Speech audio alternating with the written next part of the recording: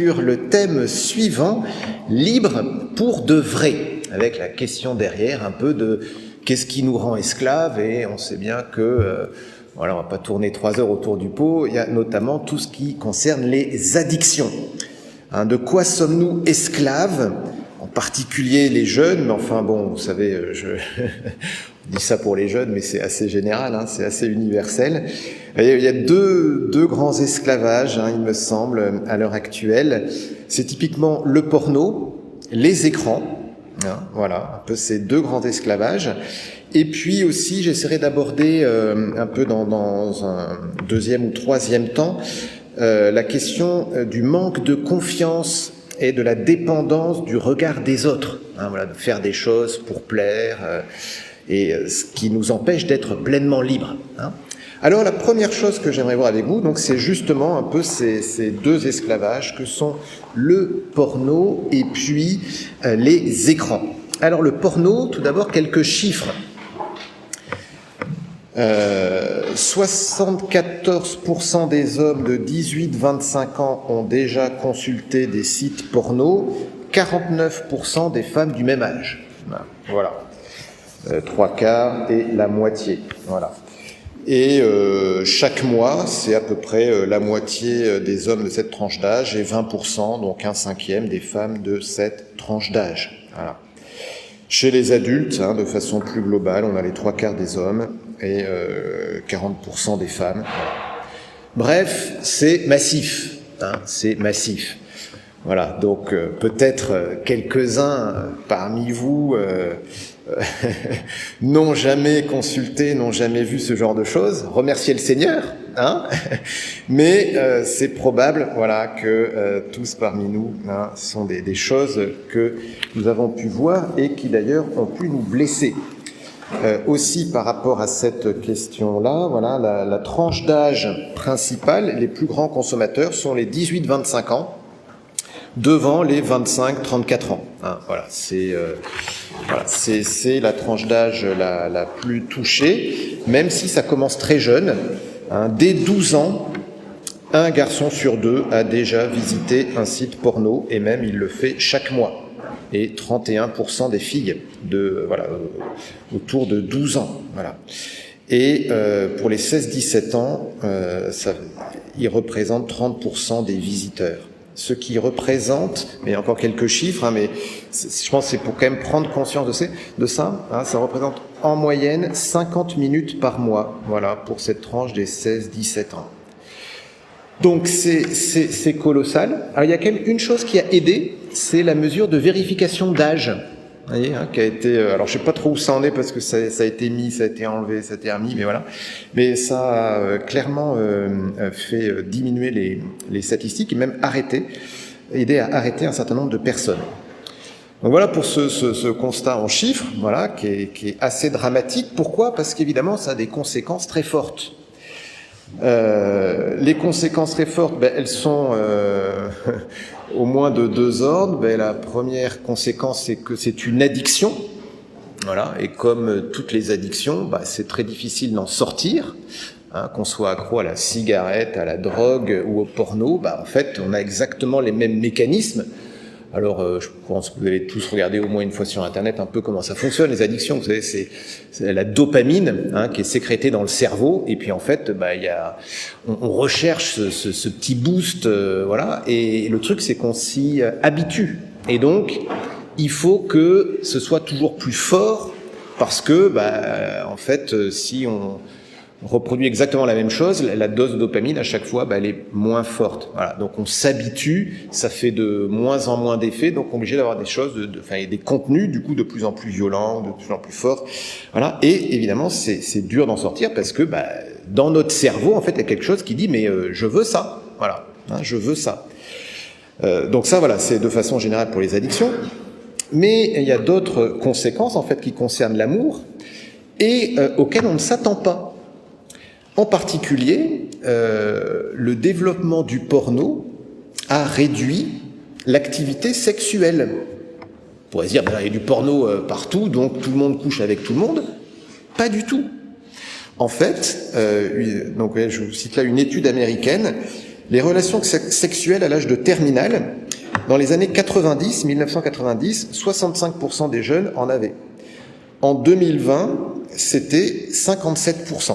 Et en 2015, ça a encore chuté. Là, j'ai plus noté le chiffre, mais voilà. Donc en fait, ça ne contribue pas du tout à avoir voilà, plus de relations, contrairement à ce que l'on pense. Même, alors vous voyez, même par rapport à ça, par rapport au mariage, moi j'ai même rencontré des gens en fait qui pouvaient être addicts au porno avant de se marier, et maintenant qu'ils sont mariés, ils n'arrivent pas à avoir des relations ensemble. Voilà. Parce qu'il y a quelque chose qui est abîmé en fait dans le rapport à l'amour et au sexe. Et autre chose aussi, c'est que en fait le fait de se marier ne change absolument rien à l'affaire. On se dit bon ben voilà, ben, c'est parce que je suis tout seul et une fois que je serai marié, il y aura plus de soucis. Pas du tout, ça ne change strictement rien. Au contraire, c'est encore plus douloureux parce que ben, y a cette addiction qui est là et ben, l'épouse, elle aimerait bien que ça cesse. Ou d'ailleurs aussi dans l'autre sens. Hein. Voilà. Autre conséquence, c'est qu'on n'arrive pas à se marier. Le porno est un frein à l'engagement dans le mariage. Alors pour développer ce point-là, je m'appuie sur un professeur à Harvard, un Américain, Arthur Brooks. Alors je vous invite à regarder sur Internet, il fait pas mal de vidéos. À l'université d'Harvard, vous savez ce qu'il enseigne, c'est le bonheur. Il est prof de bonheur. Il n'y a qu'aux États-Unis qu'on a des trucs comme ça dans les universités de finance, etc. Voilà, prof de bonheur. Et alors, donc il analyse le bonheur et il décortique, entre autres choses, hein, les 4 étapes qui accompagnent le fait d'être amoureux, de tomber amoureux jusqu'à l'amour conjugal. Alors, la première étape, c'est juste l'attirance extérieure, physique. Voilà, brut, on pourrait dire. Hein, et ça, parce qu'évidemment, il dit ça pas juste, c'est sa petite idée, mais il fonde ça dans les neurosciences. Donc là, ben, c'est tout simplement hein, les hormones, hein, testostérone, œstrogène, voilà, qui sont activées. Et juste après ça, il y a donc ce neurotransmetteur qu'on a évoqué, la dopamine, qui est sécrétée, qui fait que, ben oui, on devient addict à l'autre. Voilà, ben oui. Et avec aussi un autre neurotransmetteur, bon je vous dis les trucs, hein, mais la neurépinéphrine, voilà, qui donne un sentiment d'euphorie. Hein, donc évidemment, le fait de tomber amoureux, hein, bah, c'est plutôt agréable comme sentiment. Donc ça, vous voyez, c'est première, deuxième étape, donc qui est vraiment sur l'attirance physique, et c'est vraiment quelque chose qui, voilà, quelques jours, hein, on est accroché à l'autre. Puis vient après ces 2 premières étapes une 3e étape qui correspond à une chute de la sérotonine. Et la chute de la sérotonine, normalement, c'est associé à la dépression. On peut dire c'est bizarre, on tombe amoureux, on n'est pas en train de devenir déprimé. C'est vrai, mais en fait, dans les effets secondaires, ben, il y a tous les trucs un peu bizarres. Vous savez, le fait d'avoir besoin d'envoyer 50 SMS dans la demi-heure. Et si l'autre n'a pas répondu dans les 15 secondes, qu'est-ce qui se passe, hein? C'est ça aussi qui fait que on rumine, en fait. Vous voyez, dans la dépression, ben, on tourne un peu en rond dans ses pensées. Ben là, on rumine sur l'autre, on repasse les choses en boucle. Il y a une pensée comme exclusive, un peu entêtante. C'est là aussi que tout prend des proportions totalement exagérées, hein, et c'est là aussi que peut y avoir une jalousie un peu mal placée, on va dire. Voilà, hein, il y a un peu un stade comme de folie, on pourrait dire. Et puis 4e étape, eh bien c'est l'amitié durable, donc qui est là le fondement de l'amour conjugal. Et là, c'est un neuropeptide, c'est l'ocytocine, qui est sécrété dans le cerveau et qui correspond aussi aux relations amicales. Hein, voilà, hein, qui font que y a un vrai attachement, mais qui est stable dans la durée. Et alors que tout le reste sont des choses qui sont beaucoup plus éphémères. Et alors, quel est le lien avec le porno ? C'est qu'en fait, le porno limite dans les stades, là, limite le processus au stade 1 et 2. Vous voyez, on est juste en fait au niveau de cette dopamine. Voilà. Et du coup, on est comme bloqué là-dedans. Vous voyez, alors le pire, hein, fait remarquer Arthur Brooks, c'est en fait les applications de rencontres. Pourquoi ? Parce que on est face à une photo ou alors 2-3 éléments et puis j'aime pas quoi. Voilà. Et donc on est juste sur ce premier processus. En fait, est-ce que ça excite quelque chose en moi ou pas ? Sauf que ça, en fait, c'est vraiment la toute première étape, et on est un peu aux antipodes de l'amour conjugal stable, qui a une dimension d'amitié, en fait, d'amitié durable. Voilà. Donc, ce qui fait que, en fait, cette consommation de porno désapprend à aimer. Ça désapprend à aimer. Aussi, il y a une grande différence entre le sentiment amoureux et l'amour, c'est que le sentiment amoureux, il est hyper égoïste. En fait, pourquoi j'aime l'autre? Parce qu'il crée en moi ce sentiment d'être amoureux qui est très agréable. Et en fait, l'autre, il n'a pas plus d'intérêt que ça. L'amour, c'est l'inverse. L'amour, c'est la bienveillance, vouloir le bien de l'autre. Donc là, c'est pas l'autre qui est au service d'un sentiment agréable en moi, c'est moi qui suis au service du bonheur de l'autre. Et là, on a un vrai changement. Et donc, c'est sûr que si on se bourre la tête plusieurs heures par semaine, par mois, avec juste une excitation dans les premiers niveaux, en fait, on désapprend à aimer. On désapprend à aimer, tout simplement. Aussi, oui, et on désapprend à aimer aussi. Pourquoi? Il y a encore un autre élément, donc, met aussi en avant Arthur Brooks, c'est que l'amour exige le risque. Et il y a cette phrase dans la première lettre de Saint Jean, l'amour bannit la crainte, bannit la peur. Et l'opposition entre l'amour et la peur. Qu'est-ce qui fait qu'on va dépasser une peur? C'est qu'on a du courage qui nous fait prendre le risque. Vous voyez? Donc si on veut aimer, il faut qu'on dépasse la peur, donc ça veut dire qu'on soit capable de prendre des risques. Or là, tout se passe dans sa chambre face à son smartphone, tout seul. Et on sait bien que ce genre de comportement, c'est hyper isolant. Surtout, voilà, on est vraiment tout seul. Et donc, en fait, on désapprend le fait d'oser rencontrer quelqu'un pour de vrai, d'oser adresser la parole, oser engager une discussion, une relation, quelque chose. Voyez, voilà.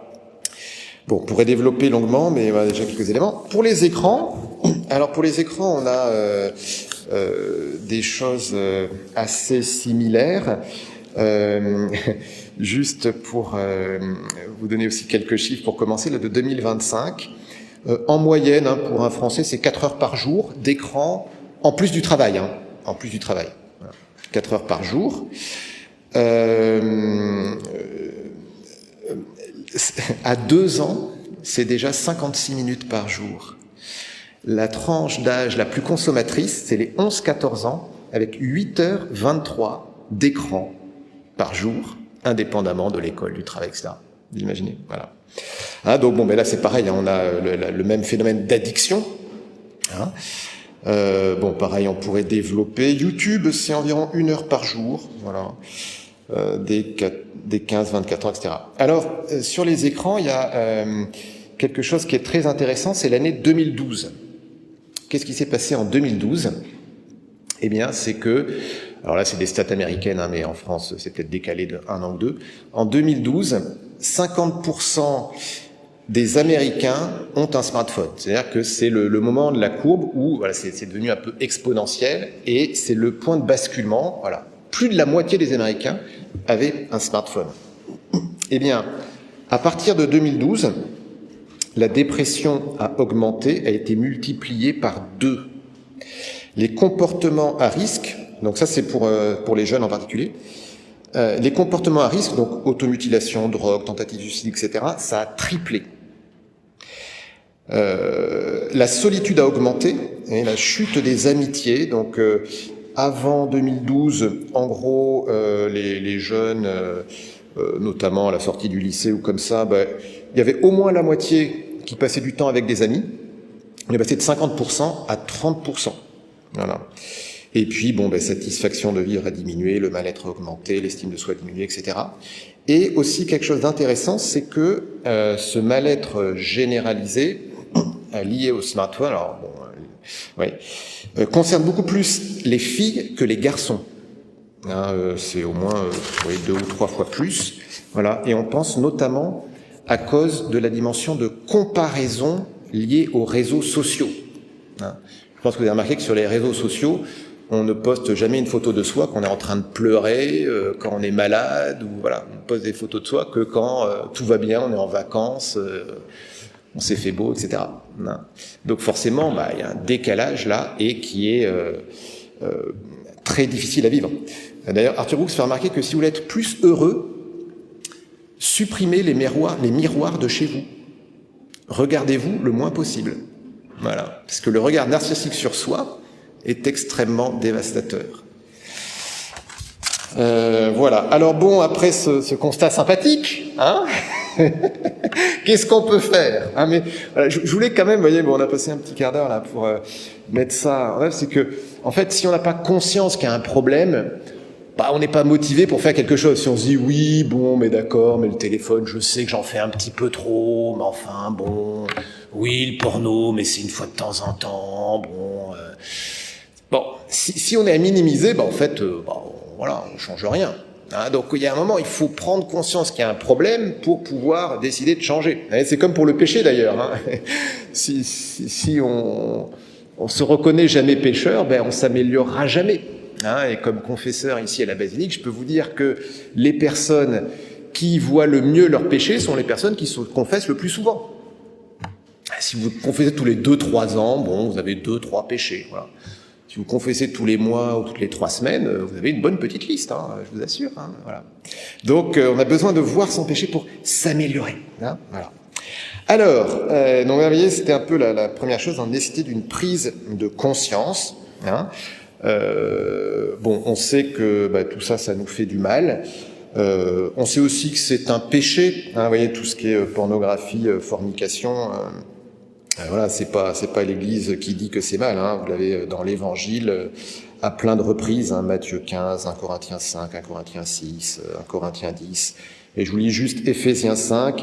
Sachez-le bien, ni les débauchés, ni les dépravés, ni les profiteurs qui sont de vrais idolâtres ne reçoivent d'héritage dans le royaume du Christ et de Dieu. Hein. Et puis par rapport aux écrans, le problème c'est que si on passe 4 heures par jour sur les écrans, quand est-ce qu'on voit ses amis? Comment est-ce qu'on peut développer l'amour du prochain? Et puis, quand est-ce qu'on trouve le temps de prier? Vous voyez? Oui, mais j'ai pas le temps de prier, ou je prie 3 minutes avant de m'endormir.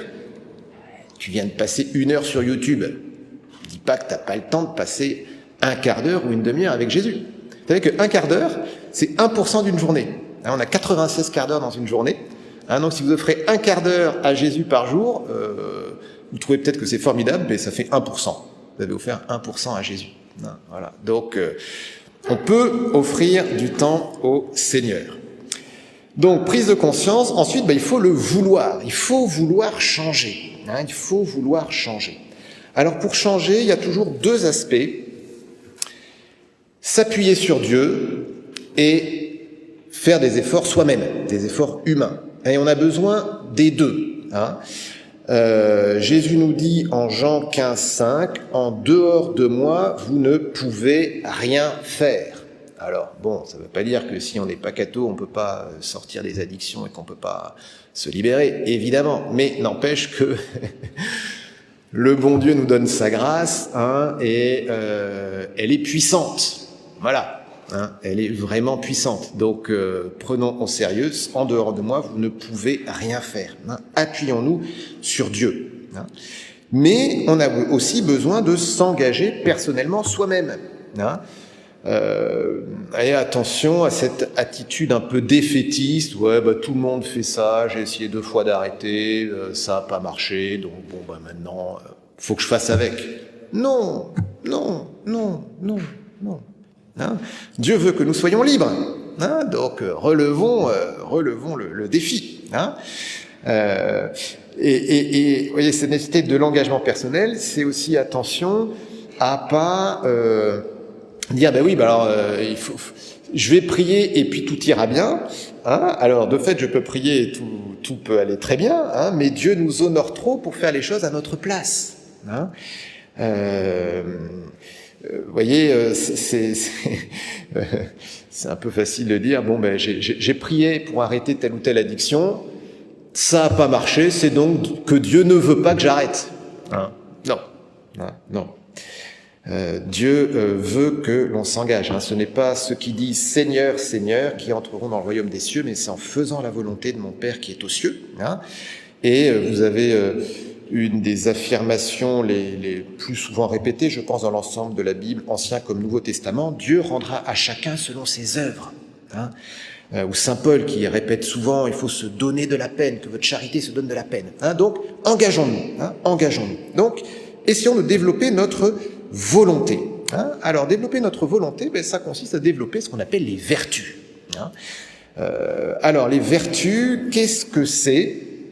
C'est une disposition habituelle et ferme à faire le bien. Vous voyez, on a des choses qui arrivent en nous, des émotions, qu'en théologie morale fondamentale on appelle aussi les passions. Il y a des choses qui naissent en nous, mais on y est à peu près pour rien. Il y a un truc que vous voyez, ça vous choque profondément, ça crée en vous un sentiment de colère. Vous n'avez pas décidé, là je vais me mettre en colère, c'est venu en vous, voilà, comme ça. C'est ce qu'on appelle une passion, voilà, une émotion. Donc on n'est pas responsable de la naissance de ça, on est responsable de ce que l'on en fait. Est-ce que je vais l'entretenir, je vais la développer en haine, en violence, etc. Ou est-ce qu'au contraire, Seigneur, tu m'appelles à la paix, je vais essayer de retrouver mon calme. Voilà, donc ça, vous voyez, il y a cette dimension-là. Après aussi, on pourrait dire qu'on peut travailler sur ces émotions pour même son imagination, pour que il n'y ait pas des choses comme ça qui viennent en nous, que ce soit plutôt des choses paisibles qui viennent en nous. Mais vous voyez, il y a ces émotions-là, ces passions, qui naissent en moi, qui en soi sont ni bonnes ni mauvaises, ça dépend de ce que j'en fais. Eh bien, les vertus, elles dépendent vraiment de l'engagement de ma volonté. C'est une disposition habituelle et ferme à faire le bien. Habituelle, ça veut dire que je l'ai acquise par répétition. Vous voyez, c'est comme si vous apprenez à jouer d'un instrument de musique, il va falloir jouer tous les jours, voilà, vous entraîner tous les jours, faire des exercices, faire des répétitions. Pareil, un footballeur, il a besoin de s'entraîner, vous voyez, tout. Eh bien, la volonté, c'est pareil. On a besoin de l'entraîner, de l'exercer, pour que on ancre en nous, on enracine en nous, mais comme des réflexes bons, ceux qu'on appelle des vertus. Vous voyez ? Et ce qui est formidable avec les vertus, c'est que c'est une disposition stable. Ça veut dire qu'une fois qu'on l'a acquise, eh bien, ça devient beaucoup plus facile. Et c'est comme, toujours pareil, pour reprendre l'exemple de l'instrumentiste, celui qui a fait des années de piano, il voit la partition, il joue et il s'amuse, en fait. Il s'amuse, alors qu'au début, c'est laborieux. Vous voyez ? C'est pareil. La volonté, je la travaille pour que j'acquière des vertus et qu'ensuite, faire le bien devienne facile. Facile et même un jeu, vous voyez, même quelque chose d'amusant, d'agréable. Ça devient un facilitateur. Et parmi les vertus, vous savez qu'on distingue les vertus théologales, qui concernent Dieu, foi, espérance et charité, et puis les vertus cardinales, qui concernent notre agir vraiment humain de tous les jours. Alors, il y en a 4. La prudence, alors c'est pas le fait de ne pas mettre ses doigts dans la prise, La prudence, c'est le discernement, on pourrait dire. Savoir poser une bonne action. Savoir discerner, quoi. Une intelligence pratique.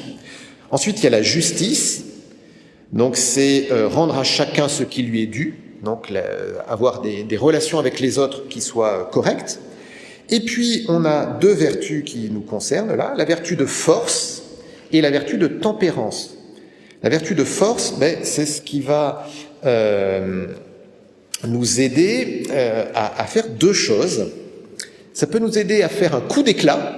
Et parfois, il y a une situation, je sais pas, il y a un examen, j'ai révisé, je donne le dernier coup de collier pour, j'engage toute mon énergie, pendant 15 jours, on ne me voit pas, et je réussis l'examen. Et voilà, le one shot, je me donne à fond. Mais il y a une autre chose que nous donne la vertu de force, c'est la persévérance dans la durée. Le coup d'éclat peut être beaucoup plus facile que la persévérance dans la durée. Et c'est typiquement les résolutions. Vous savez, on prend de grandes résolutions, on tient 3 jours et puis après ça s'arrête. Alors que justement, peut-être qu'il fallait prendre peut-être un truc moins formidable, peut-être un peu plus à ma portée, pour pouvoir le tenir dans la durée, supporter dans la durée. Et ça, eh bien, cette persévérance, c'est l'exercice. C'est vraiment autant, vous voyez, le coup d'éclat, bon, j'engage toute mon énergie, voilà. Mais la persévérance, c'est l'exercice quotidien. Si vous voulez un exercice quotidien pour développer votre volonté, j'en ai un à vous offrir tout simple, c'est de prier chaque jour au moins 10 minutes. Parce que la volonté, comme un muscle, on l'exerce, mais vous pouvez, vous voyez, faites de la musculation pour votre biceps. Moi, j'ai pas de biceps, mais voilà. Vous pouvez aussi bien lever un truc comme ça que des haltères. Vous pouvez lever n'importe quoi. Si vous exercez votre volonté dans un domaine, vous pouvez utiliser cette volonté forte pour un autre domaine. Voilà. Donc, un domaine comme chrétien à développer, la prière. Voyez. Et puis, dites-vous que ces 10 minutes, je les tiendrai quoi qu'il arrive. Même si je rentre de soirée à 2h du matin et que j'ai toujours pas prié, je prendrai quand même ces 10 minutes. Alors c'est sûr que si vous dites je prends 1 heure, à 3h du matin, c'est un peu plus compliqué. Mais voyez, dites-vous au moins un truc minimum, voyez, que quoi qu'il arrive, je ferai tous les jours. Quoi qu'il arrive, je ferai tous les jours. La tempérance, alors là, c'est c'est ce qui concerne la maîtrise de soi, l'intégration libérante de ses désirs. C'est pas que la sexualité ou la gourmandise, c'est un peu tous ces désirs. Voilà, qu'est-ce que j'en fais? Peut-être que vous avez déjà entendu parler du test du chamallow. Vous savez, ou la guimauve, cette sucrerie. On met un enfant face, une sucrerie en face de lui, et on lui dit, bon, je te laisse face à ça, je pars 10 minutes, et si, quand je reviens après 10 minutes, tu n'y as pas touché, je te donne une deuxième friandise. Alors c'est très marrant parce que vous voyez les enfants qui essayent de prendre, qui prennent pas, mais ce qui est redoutable, c'est la conclusion de l'étude. C'est que les enfants qui ont réussi à ne pas toucher à la friandise sont les adultes, quelques années plus tard, qui réussissent le mieux dans la vie.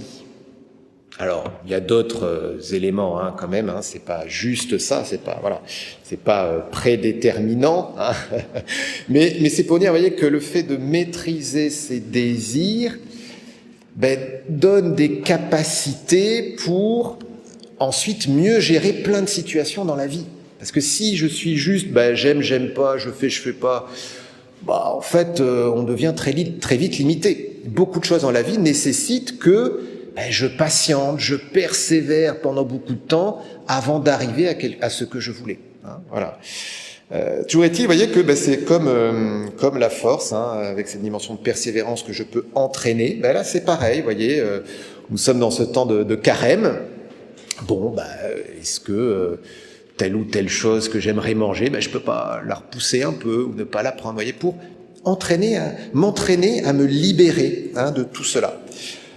En évitant évidemment 2 écueils, qui seraient de dire que tout plaisir est bon. Alors on sait bien que tout ce qui est agréable n'est pas forcément bon en soi. Et l'autre écueil, c'est que tout plaisir serait mauvais. Non, c'est faux. Vous voyez, par exemple, trouver de la joie à rendre service, c'est pas coupable. Parfois, on a cette idée que pour faire le bien, il faut que je sois tellement désintéressé que j'y trouve jamais mon compte. Si, j'ai le droit d'être heureux, de faire le bien. Et même, nous dit saint Thomas, c'est mieux d'être heureux à faire le bien plutôt que de le faire juste comme ça, pour le faire. Donc, vous voyez, ça aussi, par des petits exercices, on peut développer. Donc, vous voyez, un conseil pratique, c'est vraiment ça, c'est s'entraîner. Vous voyez, chaque jour, mettez-vous au moins 10 minutes de prière, quoi qu'il arrive. Aussi, quelque chose pour fortifier la volonté, ça peut être chaque jour de faire un truc que j'ai pas envie de faire, et un défi. Mais encore une fois, vous voyez, pour les résolutions, prenons toujours un truc hyper réaliste, simple, que peut-être je tiens dans 80% des cas. Il vaut mieux passer de 80% à 90% que de passer de 0 à 100% une fois, puis 0 jusqu'à la fin de ma vie. Vous voyez, hein, donc voilà, un truc réaliste. Alors le temps passe vite. Autre petit conseil, vous voyez, pour progresser dans les vertus de force, de tempérance, donc pour se libérer, vous voyez, de toutes ces addictions qui justement emprisonnent ma volonté, hein, eh bien, c'est qu'on peut s'appuyer aussi sur des lieux et des horaires. Nous ne sommes pas de purs esprits. Nous avons un corps. Et notre corps nous place dans le temps et dans l'espace. Et s'appuyer sur des lieux et sur des temps est très puissant pour renverser de mauvaises habitudes et pour en acquérir de bonnes. Un exemple historique, pendant la guerre du Vietnam, 50% des soldats américains avaient consommé des drogues et les 3/4 de ceux-là étaient devenus dépendants. Enfin, vous imaginez, une guerre, c'est pas la joie, quoi. On fait un peu comme on peut. De retour chez eux, il n'y avait plus que 7% qui étaient restés dépendants. Mais parce qu'en fait, c'était tellement un autre univers que il y avait comme une association, vous voyez, à cette situation dramatique de la guerre à la consommation de substances. Et revenus chez eux, finalement, il y avait un autre équilibre de vie qui leur a permis de se libérer de ça assez facilement. Alors nous aussi, trouvons des lieux et des temps qui nous aident à à sortir de ces addictions. Vous voyez, par exemple, un truc qu'on peut faire par rapport au téléphone, c'est de se dire que la première heure de ma journée et la dernière heure de ma journée, ça sera sans téléphone. Et aussi, si je suis en train de déjeuner avec d'autres personnes, il n'y aura jamais le téléphone, même pas sur la table. Vous voyez, hein, et qu'il y ait des moments comme ça, voilà, les repas, première heure de la journée, dernière heure de la journée, sans téléphone. Hein. Ça c'est pour les temps et pour les lieux. Donc, donc les lieux, je vous disais à table, donc pendant les repas, mais c'est aussi un lieu, vous voyez. Et puis l'autre chose, c'est par exemple dire, chambre à coucher, jamais. Voilà, je ne rentrerai jamais avec mon téléphone là où je couche. Hein. Pour que, comme ça, en fait, le truc, c'est que l'avantage de ça, c'est que une fois qu'on a acquis un peu l'habitude, c'est devenu comme naturel. Et du coup, ça devient des espaces et des moments de liberté. Oui. Enfin, je vais pouvoir profiter d'une bonne heure sans mon téléphone. Voilà, sans avoir ce boulet. Autre chose qui peut aider, toujours dans les éléments très concrets, c'est s'appuyer sur des logiciels. Et on peut utiliser la technologie contre la technologie. Hein, moi, je vous partage qu'un de mes combats, c'est de me coucher tôt le soir. Et donc, je me suis mis une application et sur mon ordinateur et sur mon téléphone pour me bloquer Internet à partir d'une certaine heure. Alors, j'ai laissé sur le téléphone la partie téléphone et SMS, parce que si on est téléphone avec quelqu'un, ça coupe comme ça fait un peu bizarre, mais à partir d'une certaine heure, je ne peux pas physiquement envoyer de mail, vous voyez, ni les lire. Non. Voilà, si vous voulez savoir ce que j'ai utilisé, c'est Stay Focused sur mon smartphone et sur l'ordinateur, c'est Cold Turkey Blocker. Voilà. Alors après, il faut payer un peu. Vous voyez, le logiciel sur l'ordinateur, j'ai dû payer une trentaine d'euros. Voilà. Pour le porno, vous avez des tas de choses. Hein, vous avez Custodio, c'est un des noms les plus souvent cités, alors 10 euros par mois. Vous avez Norton Family, Blocker X, 5 euros par mois, Kaspersky, 15 euros par an. En fait, tout ce qui est un peu logiciel de contrôle parental. Alors évidemment, si on installe ça, il faut le faire bien, parce que souvent, oui, j'ai installé, mais en fait, à un moment, j'avais tellement envie que j'ai désinstallé le truc. Oui, mais si vous avez un logiciel sérieux, que vous l'installez bien, avec un mot de passe hyper long que vous ne pouvez pas retenir, que ce mot de passe, vous l'écrivez sur un papier, que vous donnez à une personne de confiance, et que, vous l'avez pas retenu, si vous voulez le désinstaller, en fait, c'est juste pas possible. Voilà. Alors après, c'est peut-être pas parfait, jamais aucun logiciel n'est parfait, mais ça peut grandement aider. Voilà. Mais c'est sûr, il faut faire les choses bien. Voilà. Pas j'installe un truc pour, j'ai dit oui, j'ai installé une fois, ça n'a pas marché. Voilà. Faire bien. Voilà. Et puis, encore une autre chose, c'est si on utilise le smartphone ou Internet, tout ça, le faire pour des usages à valeur ajoutée. Je vous dis pas de pas regarder YouTube. Il y a des choses formidables sur YouTube. Mais justement, si vous regardez YouTube, concentrez-vous sur des contenus à valeur ajoutée. Et typiquement Arthur Brooks, voilà. Bon. Il y a des choses qui aident, ou de bons podcasts, voilà. Et puis désactiver les notifications. Il n'y a rien de pire que les notifications. Alors là, c'est vraiment le truc. Ouais. Et puis deux autres conseils généraux hyper puissants. Prendre soin de son sommeil. Le sommeil est un des actes de charité les plus complets. Pourquoi ? Parce que quand on dort, on est charitable envers soi-même. Vous savez que on meurt de manque de sommeil, à tel point que le Guinness des records a interdit de faire une quelconque performance concernant le sommeil.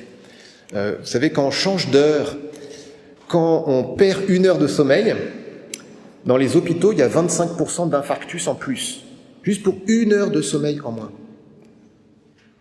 Voilà. Donc, dormez.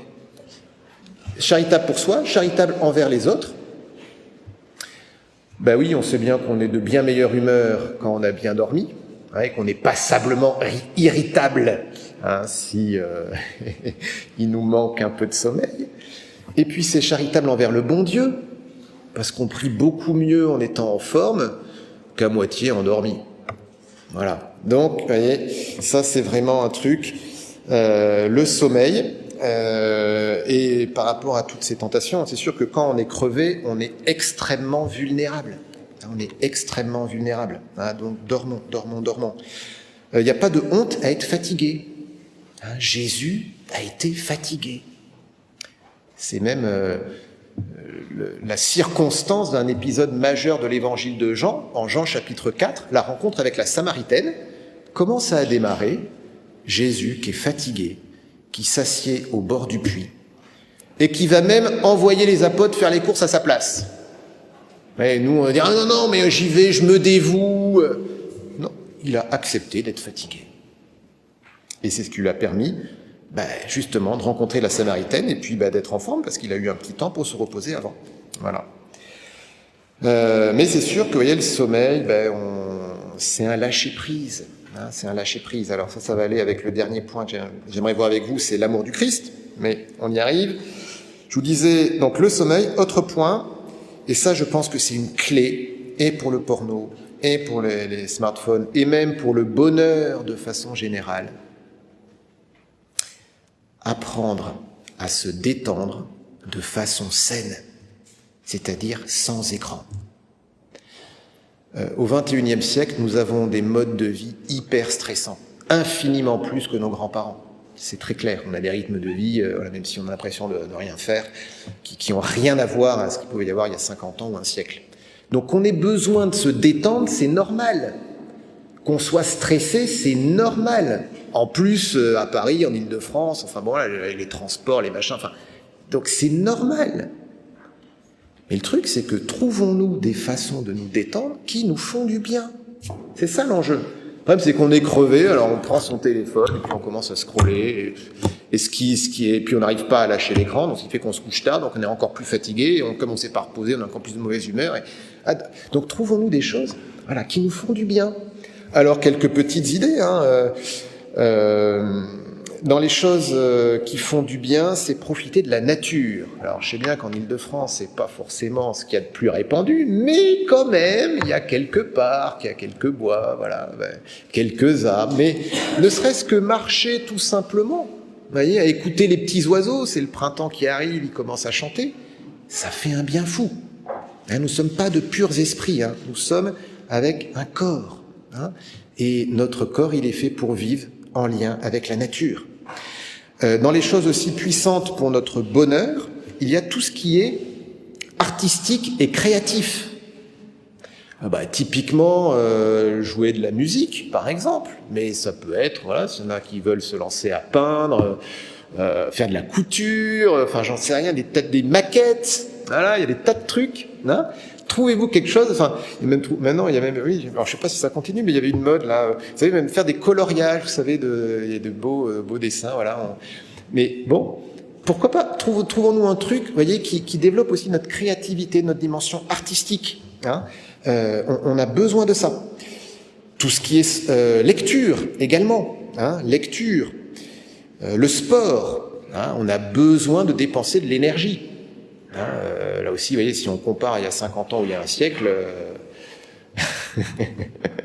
on est des petits joueurs. Hein, d'un point de vue physique, on est extrêmement faible. Hein, et notre corps, il est fait pour dépenser de l'énergie. Donc faisons du sport. Et puis aussi, développons nos amitiés, développons nos relations avec nos familles. Arthur Brooks fait remarquer que le bonheur s'appuie sur 4 piliers. La famille, les amis, la foi et un travail qui a du sens. Voilà. Alors, tout n'est pas forcément au même niveau, hein, mais enfin, en tout cas, chacun n'a pas forcément les 4 niveaux développés de la même façon, mais on a besoin de ces 4 piliers pour être heureux. Et vous remarquerez que c'est toujours cette dimension de relation à autrui. Hein. Même si on est introverti, on a besoin d'amitié. On n'en aura peut-être pas autant qu'un extraverti, mais on en a besoin. Hein. Voilà, donc les amis, la famille. Hein. On a besoin de se faire du bien. Voilà. Mais encore une fois, faisons-le sans écran. Hein, sans écran. Et puis aussi, ce qui peut aider, surtout si ça va pas très bien, c'est la charité. Thérèse d'Avila, quand il y avait une sœur dans son monastère qui commençait à déprimer un peu, vous savez ce qu'elle lui disait ? De manger un bon beefsteak et de faire un acte de charité envers une autre sœur. Voilà, du bon sens. Ouais, prendre soin de soi dans son humanité, déjà, est-ce que je mange bien, est-ce que je dors bien, voilà. Et puis, la charité envers autrui. Voilà. Et puis, spécifiquement pour le porno, sachez aussi qu'il y a des parcours pour se libérer de ça. Il y a un parcours très bien fait qui s'appelle « Libre pour aimer ». Libre pour aimer. Donc c'est un livre aux éditions de l'Emmanuel. C'est aussi un site internet. Je crois que d'ailleurs il y a je pense qu'il y a même tout le livre sur internet. Voilà, donc un parcours en 40 jours, un peu comme un carême pour se libérer de cela. Un parcours qui a été fait par un prêtre et puis par une psychiatre qui était même d'ailleurs une de mes anciennes paroissiennes. Voilà. Donc voilà, je peux que vous encourager à parcourir ce genre de propositions. Et puis, un point clé, ne jamais se décourager. Parce qu'évidemment, les addictions, c'est quelque chose d'extrêmement douloureux, c'est qu'on a essayé 20 000 fois de s'en sortir. Et on a l'impression que ça n'a pas bougé. Alors, si, ça a peut-être bougé un petit peu, voilà. Il faut valoriser ces petits peu, et puis capitaliser sur ces petits peu pour que ça soit un peu beaucoup, puis voilà. Ne jamais se décourager. C'était la résolution de première communion de Thérèse de Lisieux. Thérèse de Lisieux, au moment de sa première communion, elle n'était pas dans un grand état de forme intérieure. Elle était en proie à de nombreux scrupules et elle avait une sensibilité désordonnée, c'est-à-dire qu'elle pleurait pour un rien, voilà. C'est d'un petit regard, pas souriant, elle pleure. Et puis quand elle avait fini de pleurer, elle se remettait à pleurer parce que j'ai pleuré alors que ça valait pas le coup, c'était 2 fois rien, et voilà. Enfin, voilà. Vous voyez, c'était dans cette circonstance-là, dans ce contexte-là, que Thérèse de Lisieux a pris cette résolution. Je ne me découragerai jamais. Et je pense que ce n'est pas pour rien dans son parcours de sainteté.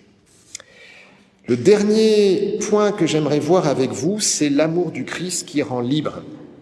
Alors, je me rends compte que le temps passe très très vite.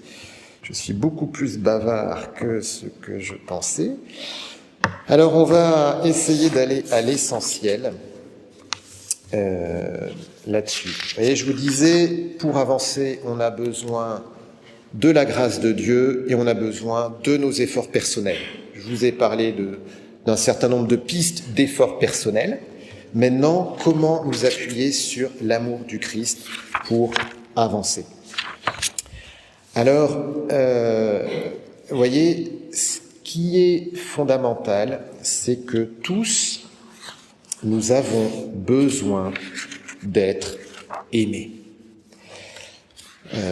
Et c'est justement parce que nous avons besoin d'être aimés que, eh bien, nous avons des comportements qui ne sont pas toujours bons. En fait, qu'est-ce qui se passe? C'est qu'on a besoin d'être aimé, mais ce besoin d'être aimé, il est infini. Parce que Dieu nous a créés à son image, et donc il y a un désir d'infini en nous. Or, le problème, c'est que tout ce que nous avons sur Terre, c'est extrêmement marqué par la finitude. Et on a tous été blessés dans notre amour, voilà. Notre enfance, nos parents n'étaient pas parfaits. Oui, c'est sûr. Et d'ailleurs, quand vous-même vous deviendrez parents, vous ne serez pas parfaits non plus. Voilà. Et donc après, évidemment, les parents ont été plus ou moins aimants. S'ils ont été très aimants, merci Seigneur. S'ils l'ont pas été, on va voir que le Seigneur peut vraiment suppléer. Mais c'est sûr que tous, nous avons cette blessure dans ce besoin d'être aimé, ce besoin infini d'être aimé, qui est tout simplement la conséquence du péché qu'il y a dans le monde. Voilà, tout simplement. Et du coup, on cherche à être aimé. Et comment on va chercher à être aimé? De plein de façons différentes. Vous voyez, typiquement, qu'est-ce que c'est que la jalousie? La jalousie, c'est que je supporte pas qu'un autre soit plus aimé que moi, ou que l'autre ait une qualité ou un bien qui, à mes yeux, le font paraître pour plus aimable. Voilà. Et ça, je le supporte pas parce que la comparaison avec moi, il y a toujours cette comparaison poison, fait que du coup, moi, je vais être moins aimé et donc je vais être malheureux. L'orgueil, c'est un peu pareil. L'orgueil, je me gonfle pour exister parce que je veux exister. Et parce que je me dis que en existant, justement, on va me regarder, on va m'aimer, et voilà, on va m'aimer. Voilà. Donc je cherche cela. Et en fait, à travers toutes ces addictions, vous voyez, on a cette recherche, justement, d'une compensation affective, on pourrait dire. Je vous disais aussi que il y avait peut-être dans les choses qui peuvent nous rendre esclaves cette dépendance du regard d'autrui, le manque de confiance en soi. Je crois que là on est précisément dans le point. Vous voyez, on a ce besoin d'être aimé et donc on veut se rassurer. Est-ce que je suis aimable? Est-ce que les autres me regardent d'une bonne façon? Est-ce que je veux exister à travers les autres? Voilà, pour me rassurer moi-même. Ça, c'est absolument humain. Vous voyez, c'est encore une fois, on a besoin d'être aimé. Si on n'est pas aimé, on meurt. Si on n'est pas aimé, on meurt. Voilà. Le truc, c'est que ce besoin d'être aimé, je le comble pas de la bonne façon. Et la meilleure façon de le combler, c'est de se découvrir aimé de Dieu. Alors, on sait qu'on est aimé de Dieu, on l'a tous appris au caté, mais il faut que ça passe de la tête au cœur. Il faut que ça change quelque chose dans ma vie, le fait de savoir que je suis aimé de Dieu. Si c'est juste une connaissance intellectuelle comme ça, ça ne va rien changer. Surtout que, il faut reconnaître aussi que, Dieu m'aime, oui, mais ça peut paraître un peu théorique, parce que, s'il m'aimait vraiment, j'aurais pas tel ou tel souci, il y aurait pas le mal dans le monde, il y aurait pas ceci, il y aurait pas cela. Donc, qu'est-ce que ça veut dire que Dieu m'aime? Alors, je crois que la première chose, c'est de vraiment prendre conscience que Dieu m'aime en regardant Jésus. On parle en théologie des 3 abaissements du Christ. Le premier, c'est l'incarnation, ce qu'on fête à Noël. Dieu, il n'est pas sur son petit nuage, comme ça, à regarder les gens d'en haut. Oh, ils ont l'air d'avoir des problèmes en bas. Bon, puisqu'ils ont un problème, je vais leur balancer un livre par le balcon du ciel, là, voilà, la Bible ou le Coran, ou ce que vous voulez, voilà, puis ils vont se débrouiller avec ça, ça ira mieux. On a un peu tous cette idée-là. Il y a un Dieu très très loin de nous qui nous a donné un bouquin où il y a des choses à faire, voilà, pour éventuellement être récompensé par le ciel à la fin si on a bien coché les cases. un Dieu qui se désintéresserait de nous. Mais c'est pas ça le Dieu de l'Évangile. Dieu de l'Évangile, c'est un Dieu qui s'est fait homme. Et puis pas homme dans un grand palais. Non, homme dans une étable. On aime bien contempler la crèche à Noël. Enfin, concrètement, Marie a mis le Fils de Dieu au monde, excusez-moi, mais entre des excréments d'animaux. Une étable, c'est ça. Ça sentait pas très bon, c'était pas très propre, il devait pas faire très chaud. Je veux dire, c'est ça que Dieu a choisi. Et Dieu, il nous a rejoints là. Et comme si cela suffisait pas, et c'est ce à quoi nous nous préparons dans ce carême, il est mort sur une croix.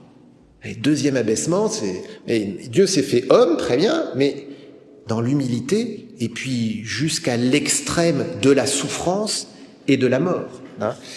Pour les Romains, la mort sur une croix, il n'y a rien de pire, et en souffrance et en infamie. C'est la mort des esclaves. Voilà, ceux qui, les déchets. Voilà, les déchets, on les fait mourir sur une croix. Ouais. C'est ça ce que Dieu a voulu souffrir pour moi. Et là, vous voyez, ça change déjà, ça bouscule un peu le Dieu qui est dans les nuages, qui désintéresse de moi. C'est sûr que Dieu ne supprime pas toutes les souffrances du monde, etc. Mais il sait ce que c'est la souffrance. Et on ne pourra jamais dire à Dieu, toi tu es dans ton nuage, tu ne sais pas ce que c'est. Il sait ce que c'est. Il sait ce que c'est et il est à nos côtés. Et s'il l'a souffert, c'est précisément pour nous aider. C'est précisément pour nous aider. Et puis, comme si cela ne suffisait pas, troisième abaissement, je ne sais pas si vous le devinez, troisième abaissement, qu'est-ce que ça peut être ? Ici, au Sacré-Cœur de Montmartre, sanctuaire de Papa perpétuel, de l'adoration perpétuelle, l'Eucharistie. Dieu qui prend l'apparence d'une chose. Les satanistes récupèrent des hosties pour faire souffrir Jésus, le piétiner, etc. Dieu qui va jusqu'à prendre l'apparence d'une chose. L'humilité, se faire notre nourriture. Se faire notre nourriture. Donc, et si parfois on doute un peu de est-ce que Dieu m'aime, je peux regarder ça, vous voyez, ces trois abaissements. Il faut ajouter que l'amour de Dieu a au moins trois caractéristiques. L'amour de Dieu, il est unique pour chacun. Je ne sais pas combien vous êtes là, plusieurs dizaines. Nous sommes 8 milliards d'êtres humains. Chacun est aimé d'une façon unique, différente du voisin et de la voisine. Nous sommes chacun un reflet de la beauté de Dieu. Les 8 milliards, ça n'épuise pas l'infini de la beauté de Dieu, de la richesse de Dieu, des qualités de Dieu. C'est Carlo Acutis, vous savez, ce saint italien qui disait « Le drame, c'est que nous naissons comme des originaux et nous passons notre temps à vouloir être des photocopies. » Ne cherchons pas à copier, soyons nous-mêmes. Et même, ne cherchons pas forcément à copier les saints. Ou en tout cas, si on s'inspire d'un saint, on s'inspire d'un élément, deux éléments, quelques éléments, mais pas que d'un saint, de plusieurs, et puis voilà, parce qu'on est chacun une composante unique. On ne pourra jamais faire un copier-coller. Donc, vous voyez, Dieu nous aime de façon unique. Et ça, c'est extrêmement libérant. Et j'évoquais la jalousie. En fait, quand je prends conscience que Dieu m'aime de façon unique, ressembler à l'autre ou voir la même chose que l'autre, ça perd toute sa pertinence. Puisqu'en fait, c'est en étant moi-même que je serai heureux. Vous voyez ? Autre caractéristique de l'amour de Dieu, c'est que c'est un amour inconditionnel. Forcément, nous, sur Terre, nous marchons dans le donnant-donnant. Action-réaction, action-punition. Et on a tous ce réflexe de croire que quand nous péchons, Dieu s'est éloigné. En fait, c'est nous qui nous éloignons. Vous savez, dans Genèse 3, péché originel, quand Adam et Ève ont péché, qu'est-ce qu'ils font ? Ils essayent de se cacher, comme si on pouvait se cacher de Dieu. Enfin, c'est un peu idiot, mais pourtant, c'est un peu tout ce qu'on fait. D'ailleurs, souvent, un péché, je suis senti tellement sale que j'ai pas prié. Non, il faut faire l'inverse. Raison de plus. J'ai péché, raison de plus pour prier. Vous voyez ? Raison de plus pour prier. Saint Paul fait remarquer que là où le péché a abondé, la grâce a surabondé. Mon péché ne plaît pas à Dieu, c'est vrai, mais mon péché ne dégoûtera jamais Dieu de moi. Au contraire, il va essayer de développer des trésors de créativité pour me rejoindre. Donc, laissons-nous rejoindre. Et puis, troisième caractéristique de cet amour de Dieu, c'est que c'est un amour qui veut avoir besoin de chacun. Un amour qui veut avoir besoin de chacun. On sait tous que c'est extrêmement pénible les gens qui font tout à la place de tout le monde. J'ai le droit de faire quelque chose, j'ai le droit de dire une idée.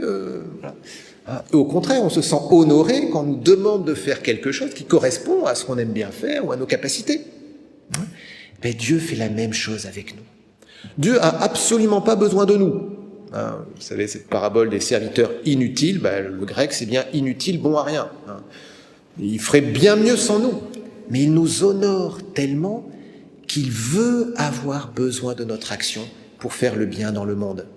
C'est Éphésiens 2,10. Il nous a créés en vue de la réalisation d'œuvres bonnes. Je ne suis pas là par hasard. Dieu a un projet d'amour pour moi. Voilà, et je crois que vous voyez, ces trois caractéristiques de l'amour de Dieu, un amour unique, inconditionnel, qui veut avoir besoin de chacun, ça peut nous aider, vous voyez, à nous libérer du regard d'autrui, de l'orgueil, de la jalousie, de toutes ces compensations un peu, parce que mon point d'appui, ça va être Dieu. Ça va être Dieu. Alors, et je termine par là, comment mieux prendre conscience de cet amour de Dieu ? Je vous ai dit qu'on pouvait méditer la vie de Jésus, mais on peut aussi méditer sa propre vie. Et là, il y a quelque chose de très puissant, c'est l'action de grâce, la gratitude, savoir dire merci. Parce qu'en fait, Dieu ne cesse de s'occuper de nous. Dans nos journées, il ne cesse d'être présent et d'agir. Le problème, c'est qu'on n'a pas les bonnes lunettes et qu'on a les yeux bouchés et que parfois on n'ouvre même pas les yeux. Par contre, on est très fort pour voir ce qui ne va pas. Alors ça, on est champion du monde. Alors, tout ce qui ne va pas, on peut faire des listes entières. Voilà. D'ailleurs, si vous voulez une liste de tout ce qui ne va pas, allumez les informations. Voilà, vous regardez les infos sur le média que vous préférez. Mais il n'y a rien de mieux d'ailleurs pour perdre le moral.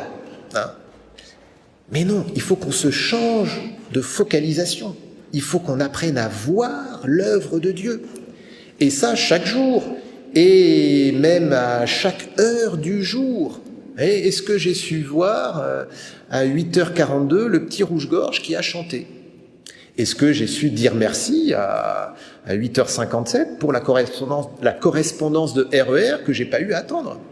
Est-ce que j'ai su remercier et voir le fait qu'à 10h02, mon chef, qui normalement est pas très sympathique, là m'a fait un compliment ? Vous voyez, toutes ces choses-là.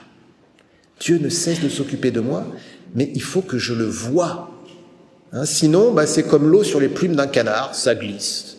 Voilà, et je me crois très malheureux et abandonné de tout le monde et du bon Dieu d'abord. Alors que non, Dieu cesse de s'occuper de moi, même dans les journées pourries. Et c'est précisément dans les journées pourries qu'il faut faire l'exercice. Parce que c'est là que ça va faire du bien. Mais comme la répétition est un entraînement puissant, faisons-le chaque jour. La gratitude, et ce qui va avec, c'est la louange, et la prière de louange, la prière d'adoration. Il y a comme une posture prophétique. Quand je loue le Seigneur pour sa grandeur, alors que la journée s'est pas bien passée, eh bien je déclare dans le monde spirituel que Dieu est vainqueur et qu'il est bien plus fort que toutes les contrariétés qui ont pu m'arriver aujourd'hui. C'est pas que je les nie, c'est pas que je fais comme si c'était rien passé ou je sais pas trop quoi. Non, on n'est pas, je sais pas, méthode Coué ou je sais pas trop quoi. Non. Mais au lieu de partir d'une attitude défaitiste, je pars d'une attitude de victoire. Dieu est vainqueur. Jésus est vivant. Il est ressuscité. Et donc, tout ce qui m'arrive, eh bien, ça reste englobé par cette victoire de Dieu. Voilà, donc vous voyez, prenons confiance de cet amour de Dieu unique, inconditionnel, qui veut avoir besoin de moi, en développant la gratitude, l'action de grâce, en développant la louange. Alors il faut que je m'arrête, mais vous voyez, s'il fallait que je résume un peu tout ce que je viens de dire. Jésus est notre libérateur. N'oublions jamais que la grâce de Dieu est première, donc prions, prions, prions, prions. Hein, et peut-être dans notre prière, développons la dimension de louange et d'action de grâce. Voilà, avec aussi l'adoration du Saint-Sacrement, oui, c'est bon. L'autre chose, c'est qui va avec la grâce de Dieu, c'est prendre conscience de son amour, qui est unique, inconditionnel, qui veut avoir besoin de moi. La partie action de Dieu, action de l'homme, eh bien, il faut que je m'engage, que j'engage ma volonté. Pour ça, il faut que je m'exerce. Il faut que je m'exerce. Et à quoi je peux m'exercer en particulier? La prière quotidienne, l'équilibre de vie, et puis aussi les bons amis. Je crois que ça peut vraiment aider. Avec comme meilleur ami, Jésus.